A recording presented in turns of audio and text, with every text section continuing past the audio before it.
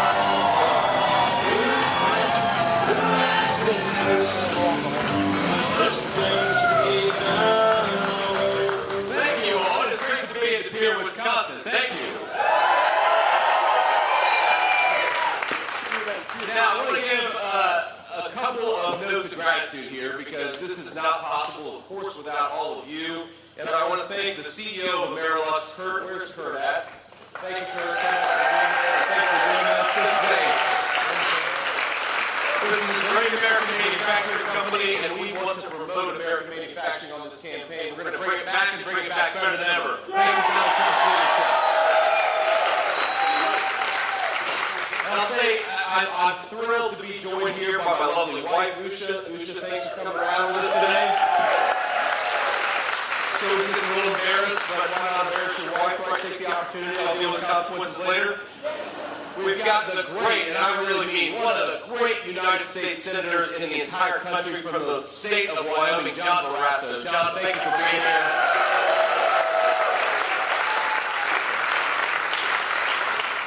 And most of all, I want to say thanks to all of you, because in 68 days, thanks to you and thanks to the state of Wisconsin, we are taking this country back. We're going to make Donald J. Trump the next president of the United States. Now, we got to just talk a little bit about the record of Kamala Harris, because, you know, she does this thing. She does this thing, Kamala Harris does, where she stands before a crowd like this, and to get a crowd like this, of course, Kamala Harris has to have a rock star or a rapper open for her. And then, you know, before her remarks are even over, they're all headed for the exits. You guys are a great crowd, and I'm thrilled to have you. But look, Kamala Harris, she stands before crowds like this, and she'll say, without a hint of irony or a hint of shame, that on day one, my friend, she is going to tackle the affordability crisis that's affecting American families. And on day one, she's going to make groceries more affordable. And on day one, she is going to make it possible for young people to afford a home. And every single person with an ounce of sense is saying, well, Kamala, day one was 1,300 days ago. What the hell are you doing on time? And John's been in politics, the great John Barrasso has been in politics a little bit longer than I have, but John, can we think of anybody who can stand for 3.5 years as the Vice President of the United States and pretend that she's not even been in power? Have you ever seen anything like that? That's crazy. That's the craziest thing. But Kamala Harris, she's done a lot since day one, and that's exactly the problem, isn't it, ladies and gentlemen?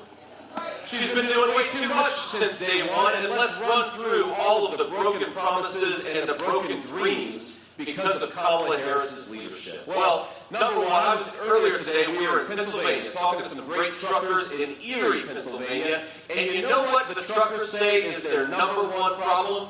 The cost of fuel. Some of you, I just heard say.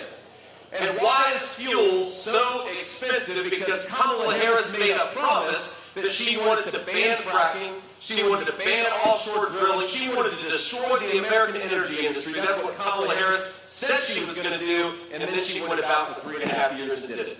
And now our truckers are paying too much for fuel, but it's not just our truckers. We all know that because our truckers bring everything to market, they bring the groceries to the grocery store, they bring the lumber to the construction site. If the truckers are paying more for fuel, we're all paying more for everything. That's exactly what Kamala Harris has done. So how about this, Kamala Harris? Why don't you stop destroying American energy? Why don't you stop buying energy from tin-pot dictators all over the world? Let's buy American energy from American workers right here at home, and let's start doing it now.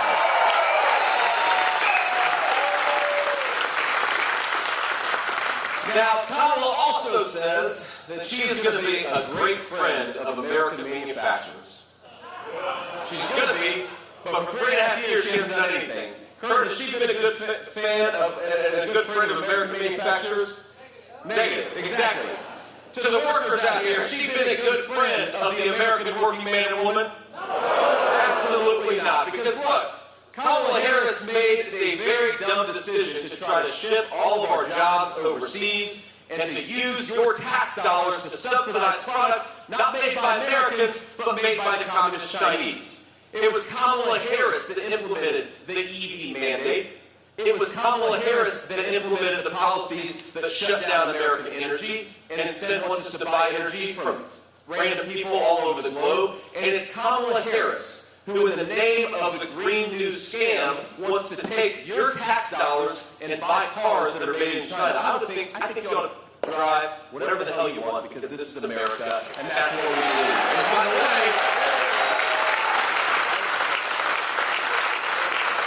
And by the way, if you're buying whatever car you want, you're going to buy cars made by American workers, because those are the best cars in the world. It's very simple. Now, it's funny, I talked to the president earlier today, and he says hello. Sorry I can't be here with you, but he's running all over the country. I'm running all over the country because we believe it's important to win, so we're taking a divide and conquer strategy. But he said, you know, JD, the crazy thing about Kamala Harris is, even though she said she wanted to defund the police and ban fracking, she said she wanted to shut down American energy, and she wanted to open the border, and of course she's done all these things, Kamala Harris now pretends that she agrees with me on everything. You trust, or you watch what Kamala Harris is saying. She actually says now that she pretty much agrees with Donald Trump on everything. Now, she's not implementing those policies, by the way. She could, as the vice president, get to work right now if she actually agreed with the president. So she's lying to the American people because she knows that her record is a disaster and her policies are unpopular. But I said to the president, you know, I think I actually know, sir. I know what's going on. She doesn't think she's going to win this race, so she's auditioning for my job. She wants to become Trump's vice president, I think, because she knows the jig is up. But America is too smart for her. We are not going to promote Kamala Harris. We're going to say, you're fired to Kamala Harris and kick her out of Washington, D.C.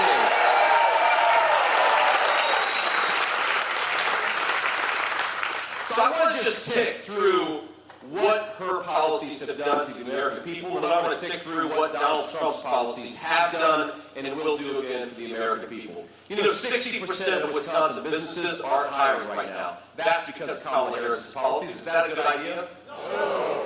70% of Wisconsin workers say that their pay has not kept up with the price of housing and the price of groceries. Is that a good thing? No. Over $11,000. That is what it costs the average Wisconsin family to buy today what they could have bought 3 years ago. Is that a good thing for Wisconsin families? And so Kamala Harris now wants a promotion. Are we going to give it to her? Absolutely not. We're not going to give it to her.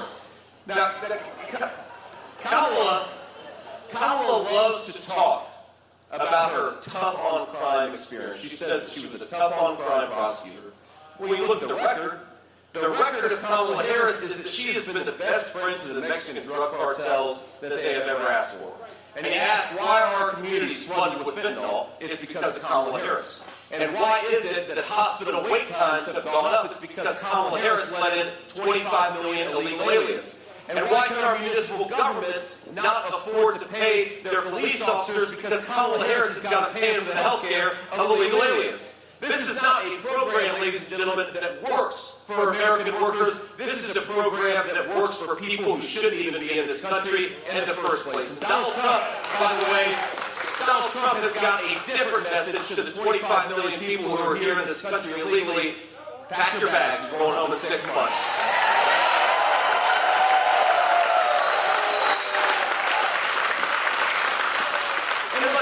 Disaster not just for public safety, but it's a disaster for the wages of workers. We know that when you let in 20 million illegal aliens, 25 million illegal aliens, and you let them stay here, and you give them health care, then what does it do? It undercuts the wages of American workers. That's why a lot of Wisconsin paychecks are not keeping pace with the price of inflation, because Kamala Harris let in people who shouldn't be in this country to begin with. That is what she has done. And let's just offer a little bit of a study in contrast here, because, my friends, it doesn't have to be like this. We can do better. This country can do so much better. We just need the leadership of Donald J. Trump, and that's exactly what we're going to do because of the people in this room. Now, compare and contrast. Compare Kamala Harris, opened the border, suspended deportations on day one, and stopped Donald Trump's Remain in Mexico policy. When Donald Trump is president, we're going to re-implement deportations, re-implement Remain in Mexico, and tell people they got to go back where they came from and come to the Palestinians.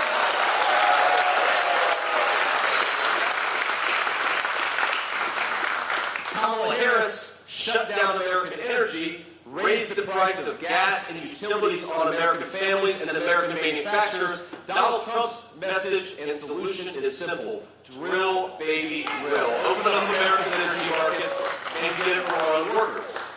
Now, Kamala Harris wants to tax the people in this room to send money to Chinese-made electric vehicles. Donald Trump wants people here to keep more of their own money and to buy products that are made right here in the United States and stamped with Made in the USA.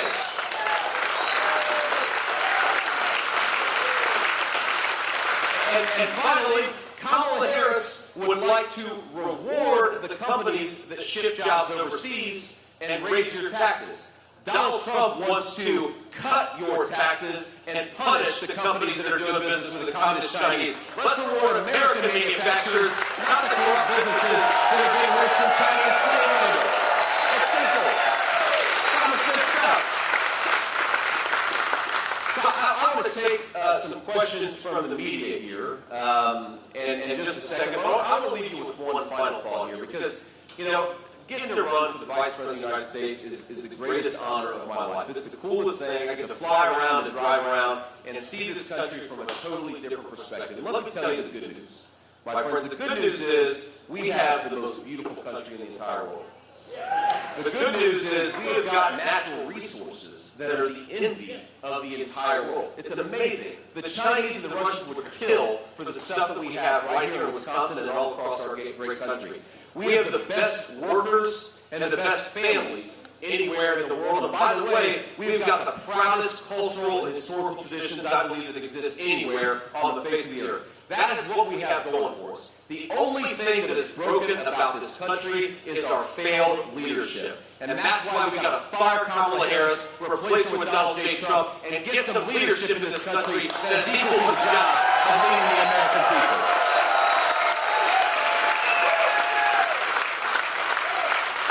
So it's going to start right here in Wisconsin. We're going to win this race. We're going to win Wisconsin. We're going to take back this country, and we're going to do it because of every single one of you. God bless you guys. Thanks for having me.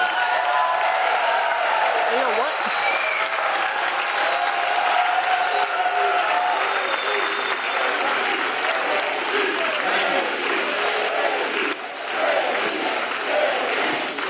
Thank you. Here, y'all want to see me take some questions from the media? Let's do it. Now, I always say I'd like to start with the local reporters and the local TV channels if we can. So let's start there, and we'll take some questions from the national folks after that. Senator Vance from NBC 26 here in Green Bay. Robert F. Kennedy Jr. will remain on the ballot here in Wisconsin. The Wisconsin Election Commission says, despite him trying to get off of it in swing states, how do you think that affects yours and for President Trump's campaign? Well, first of all, are we thrilled to have the endorsement of RFK?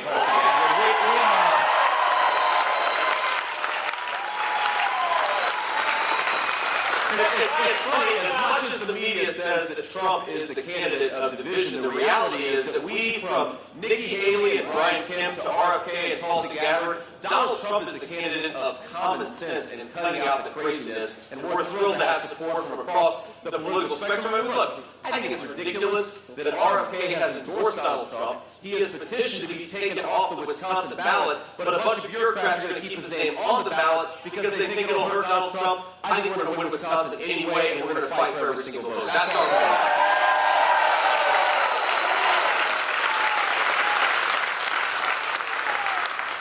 Next question.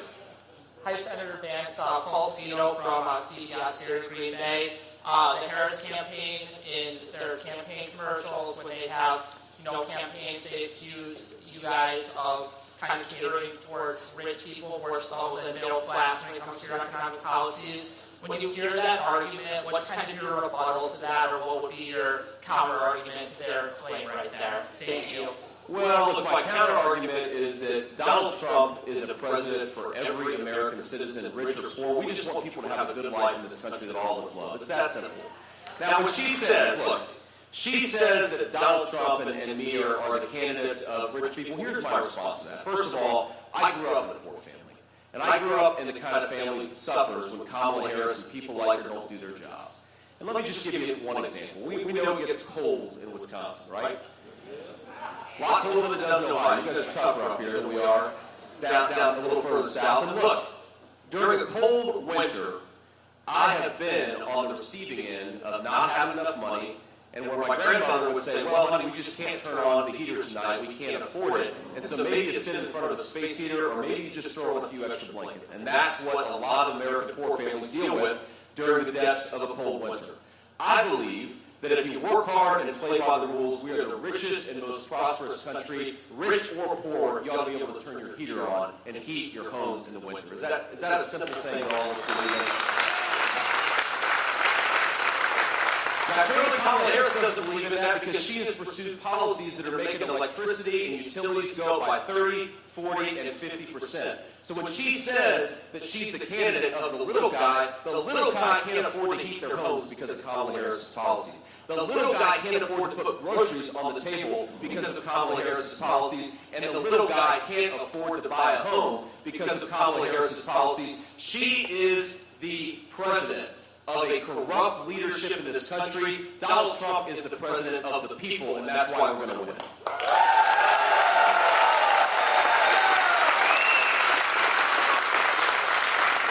Next question. Senator Ben Crumbles with Fox 11 Green Bay. What do you want to see happen with abortion? Well, what I want to see happen with abortion is that each state, and this is President Trump's view to be clear, each state ought to make their own abortion policy. Okay, Wisconsin's going to have a different view than California. California's going to have a different view from Alabama. And what the president has been very clear about is he wants the voters to make those decisions in each individual state. And his government is going to focus on lowering prices for American families. His government is going to focus on closing down that southern border and stopping the flow of fentanyl and crime into our communities. And his government is going to focus on bringing peace and stability back to the world. I recognize that a lot of people don't agree with my views on abortion. A lot of people may not agree with President Trump's views on abortion. And I think that's why what the president has said makes a lot of sense. We need to let the voters of the individual states make these decisions. Now, by the way, that is not Kamala Harris's view. Kamala Harris wants to shut down Christian hospitals who don't agree with her radical agenda. Kamala Harris would like to force taxpayers to pay for late-term abortion. And I think that's despicable, certainly despicable to make taxpayers pay for it. So when Kamala Harris says that we are the extremists on abortion, she is the one that wants to force a radical abortion policy down the throats of the whole country. It's ridiculous, and I don't think the American people buy it.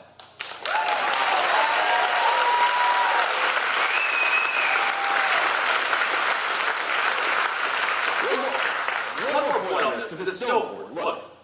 The President of the United States, Donald Trump, believes in American families, and he wants Americans to be able to raise a family in comfort and stability. And I do think that we have become in this country, thanks to Kamala Harris's policies, anti-family. Who wants to start a family if you can't afford a home? Who wants to start a family if you can't afford groceries? Who wants to start a family if you feel like the President of the United States is not looking out for your interests? That is what Kamala Harris has done to this country. President Trump wants to give women and families choices. Let's have a pro-family country. Let's make it easier to bring new life into this world, and let's be a pro-family United States of America. That's our vision for the future.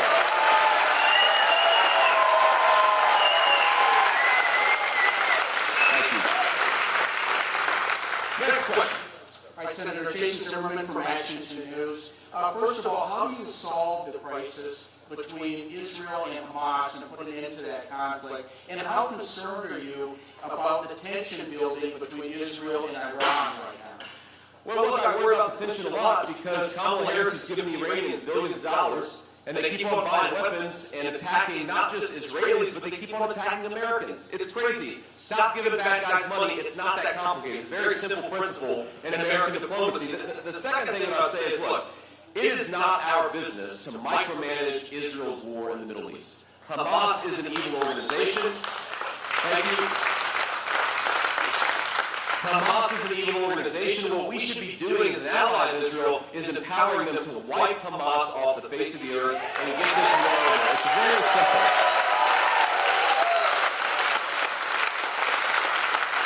I think the problem with Kamala Harris's policies is it's like the dumbest of two possible worlds, right? You're saying that you want to, that's Kamala Harris for you, but you want to prolong. She's saying that she wants the war to end as quickly as possible, but she refuses to provide the necessary stuff so that Israel can end the war as quickly as possible. She says that she cares about innocent civilian casualties, and I do too. I don't want innocent people to die in this conflict. The solution to that, though, is to give people precision weapons that minimize civilian casualties and let Israel destroy Hamas and get this thing over once and for all. That's simple. Kamala Harris is pursuing the worst of all possible worlds. Donald Trump's going to bring some peace and stability and some common sense back to the United States of American foreign policy.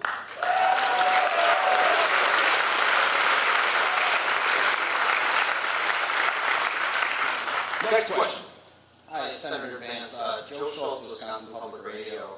State data shows that since 2021, Wisconsin's had more job openings than people on unemployment. You know, President Trump has talked about mass deportation effort, largest in U.S. history. Does that run the risk of worsening the state's labor shortage? Well, look, we don't just want job openings, we want good job openings that allow people to provide for a family. And when you import millions upon millions of illegal aliens and you put them in the front of the line of American citizens, you destroy the economic foundation that allows the American people to get ahead in their own country. I do not buy for a second, do any of you buy for a second, that the Kamala Harris economy has been good for American workers? Nobody buys it. Inflation has failed, wages have failed to keep pace with the price of groceries, the price of housing. So you've got people working harder and harder, feeling like they can't get ahead. They're in fact falling further behind as they work harder and harder. That is not an economic record to be proud of. And it's interesting that back when Joe Biden, remember him? He's still our president, technically. But back 6 weeks ago, when Joe Biden was still pretending that he was going to run for president, what the Democrats said is that our economy has been great for workers. And now, 6 weeks later, Kamala Harris is saying, yeah, the economy's been bad for workers, but don't blame me. Who am I? Well, the answer is, you're the vice president, do a better job, and we'd have a better economy.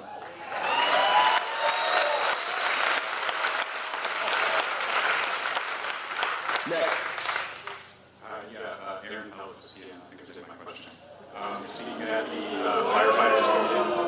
You're speaking at the firefighters union convention tomorrow in Boston. I want to ask you a labor question, if you don't mind. Sure. 131 Republican members of Congress last year co-signed the bill supporting the national right to work law. I'm wondering how you feel about that law nationally. And then here in Wisconsin, there's also a right to work law. Over in Michigan, they repealed the right to work law that went into effect earlier this year. I'm wondering whether you support Wisconsin's policy to keep it or Michigan's to repeal. Well, look, I'm not going to comment on what Wisconsin should do. Wisconsin ought to make its own decision on this, and Michigan ought to make its own decision on this. I did not sign on to the national legislation that you're talking about. And my view is the best thing for American workers, union and non-union alike, is rising wages, investing in American manufacturing, and investing in American workers, closing down that southern border. That's what workers need more than anything else. Safe communities and high wages, and that's what we believe in. So my message to the firefighters has been my same message to the police union, and of course, pretty much every police union in the country has endorsed me and President Trump. My message is, we want you to have safe jobs. We want you to be able to do what you can and do what you need to do without being destroyed by our public leadership, and we want you to have good wages for a fair day's work. That's true for the union workers, and that's true for the non-union workers too. Next question.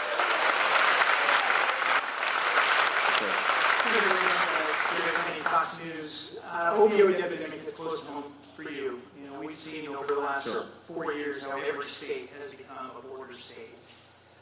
looking ahead, if there is a second Trump administration, what more would you do to address the opioid epidemic along the border, rather, or beyond just the wall?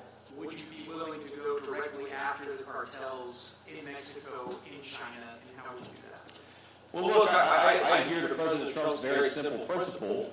Kamala Harris wants to let the Mexican drug cartels do whatever they want and go to war against American law enforcement. I think we ought to empower American law enforcement and go to war against the Mexican drug cartels. It's one of the biggest terrorist organizations in the entire world. We cannot let them operate freely in our country. And the other thing that's driving the fentanyl problem, and you're right, I've been affected by this very personally. And so when I think about this issue, I think about all the kids that are praying at the bedside of their mom or dad because their mom or dad just had an overdose. Because I was that kid at one point in my life, and I was very lucky because my mom woke up and we got a second chance with my mom, and she's been clean and sober for almost 10 years. And what a great thing, what a great thing. Mom was going around the campaign trail with me actually the last couple of days. She had a very good time. You know, again, I would not have had that second opportunity with my mom if the poison that's coming across today was coming across 15 years ago. We would have never gotten that second chance. And that's what I want. I want more American children to have second chances because we know addiction is a terrible scourge. And some people, they're able to kick it 2 days after they get that habit, and some people it takes years of getting back on the horse, falling off the horse, and getting back on. We just want to promote as many second chances as possible. And here's something else we have to do other than go to war against those drug cartels. We have got to tell the Communist Chinese Party, stop manufacturing this garbage and sending it into our country. And one of the things that Donald Trump doesn't get nearly enough credit for, and there's a lot of things, but towards the end of his last term, he was on the cusp of striking a huge deal that was going to shut down fentanyl manufacturing in communist China, would have saved hundreds of thousands of American lives, and Kamala Harris let that languish. Instead of fighting for Americans, she continued to allow the communist Chinese to make this garbage. Our promise and our threat to the communist Chinese ought to be, if you want access to American markets, if you want to sell your stuff in the United States of America, stop manufacturing this poison that's killing our citizens. We just need strong leadership to do it. Thank you. And why don't we do one more question, and then we're going to have to hit the road. Thank you all. Senator Vance, Mike Bender with the New York Times. I know we've asked you a couple times today about the issue at Arlington National Cemetery. I know you've mentioned that the campaign had permission to film there. One thing I didn't realize earlier today is that it's a federal law banning political campaigns from filming at grave sites. So I guess the question is, since families, to the best of my knowledge, civilians aren't able to give grant exceptions to that, whether or not someone who wants to be president should have to abide by that law. Well, Mike, look, I think the right person to ask is the Gold Star families who invited Donald Trump and lost a loved one because of Kamala Harris's failed policies. Were they happy to have the President of the United States there? And they would say, absolutely. Thank God somebody showed up. They wish Kamala Harris would have showed up. And she didn't.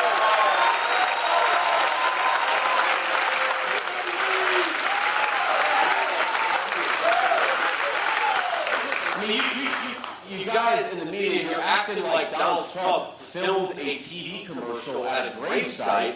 He was there providing emotional support to a lot of brave Americans who lost loved ones they never should have lost, and there happened to be a camera there, and somebody gave permission to have that camera there. This is not a gross violation of federal law. This is a president who did what all presidents should do, show up and provide support to your own people.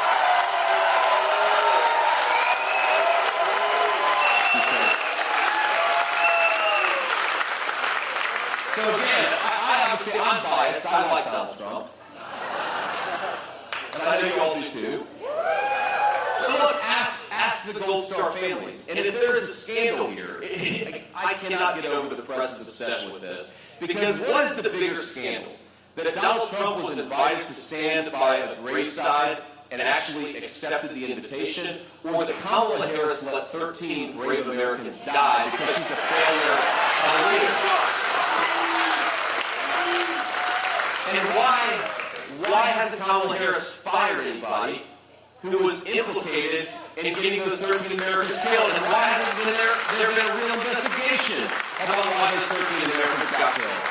I think that's a much, much bigger problem, and that's where the media ought to focus, not on Donald Trump doing his job and showing up as the president should.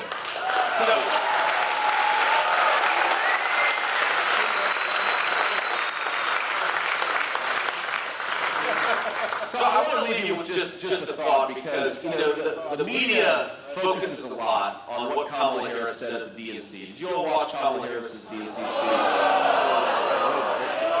I knew what the answer was going to be. You all are smarter than I did, but I'm in this business, so I had to watch at least some of it. And she talked all the time about joy, about how joyous she was and how joyful she was. And as I was watching her, I was reflecting on the fact that 65% of our fellow citizens think the country's headed in the wrong direction. And a lot of our fellow citizens, especially the poorest Americans and a lot of our middle-class people, they can't afford food, they can't afford a place to live. They're young people. Young Americans want to be able to buy a house, and they can't afford it. And I thought to myself, Kamala Harris has been president, vice president, I should say, for 3.5 years. And let's be honest, she's practically been the acting president, because we all know Joe Biden's home. She's been the acting president for 3.5 years in this country, and her citizens are suffering. She should not be feeling joy. She should be feeling shame. And she should be looking herself in the mirror and asking how she can do a better job.